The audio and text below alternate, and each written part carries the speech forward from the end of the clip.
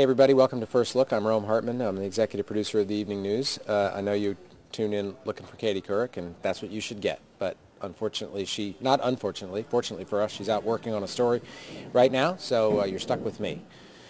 We try to keep that to a minimum. Kind of a busy day today. Again, the issue of our troop levels in Iraq and the future of American presence in Iraq is the subject of lots of coverage. General Abizaid, who's the commander of American forces in Iraq, is up on Capitol Hill today, along with a top official from the State Department talking about American presence in Iraq and the war there.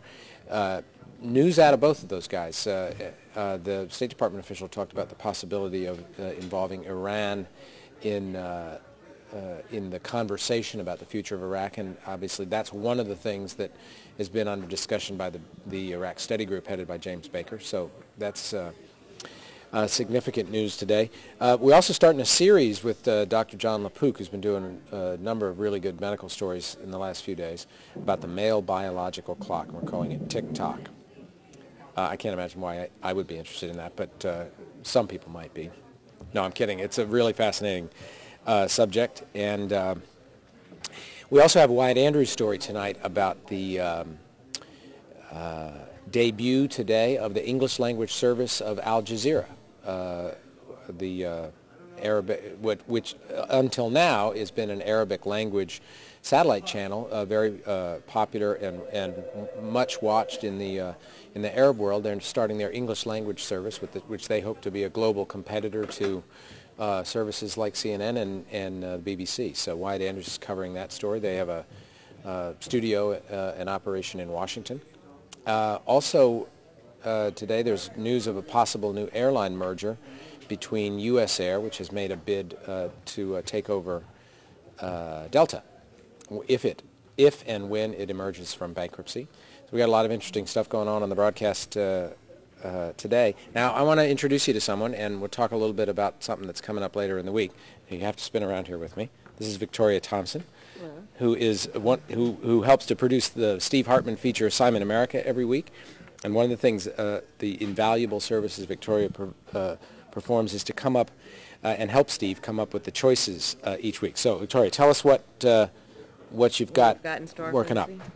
Well, we're not sure yet. I haven't sent them to Rome yet, so here we can do the pitch right now. They just turned the lights off, in case you're wondering. She didn't actually get dark. It's just a miracle of modern lighting. Go ahead. My Vanna White. Sorry to interrupt you. So we have quite a spectrum today. We can do everything from an organization called So Much Comfort that creates adaptive clothing for troops that have injuries instead of wearing these little hospital gowns, and then something. Well, this is another kind of troop story, so we'll probably just do one of them this week, about a woman who paints troops that have, soldiers that have been killed in Iraq and Afghanistan for free. And then we have something a little bit lighter, which is a bizarre but somewhat hilarious tradition in Delaware where you're allowed to auction off license plates, and there are people paying up to $500,000 to get like the number 18 on their car. Why 18? This guy likes golf a lot, 18 holes. Yeah. Would you pay that much money for that number on your license plate? I don't know if I'd go for $500,000, but maybe. Have you ever had a vanity plate? I can't say that I have. I'm from New York, so I'm kind of. Yeah, me neither. I also have never had a vanity plate. And one day. Yes. One day. When I make it, when I make my 40. I do not aspire to have a vanity plate. Go ahead. Sorry. Me neither. That was a joke. Let's see. We have another option, which is a fellow that Steve Hartman, the correspondent, met on another story, who is a recent retiree, and his dream has always been to be a policeman. So he's at 64 going into the police academy. Cool. Where? In Florida. So he's undergoing firearms training next week, and Yikes. Steve might be able to check that out. We should not let Steve get near any firearms, though. That is correct. Well, thank you. I concur. These seem like good choices. We're going to narrow these down, and of course, every Friday when Steve has his Assignment America piece, then we offer 3 choices, and you all, viewers, get to go to the website and decide which of them he will be sent on. You actually make the assignment. So we look forward to the choices and the story, and thank you very much for participating in First Look. Sure. Thanks, everybody.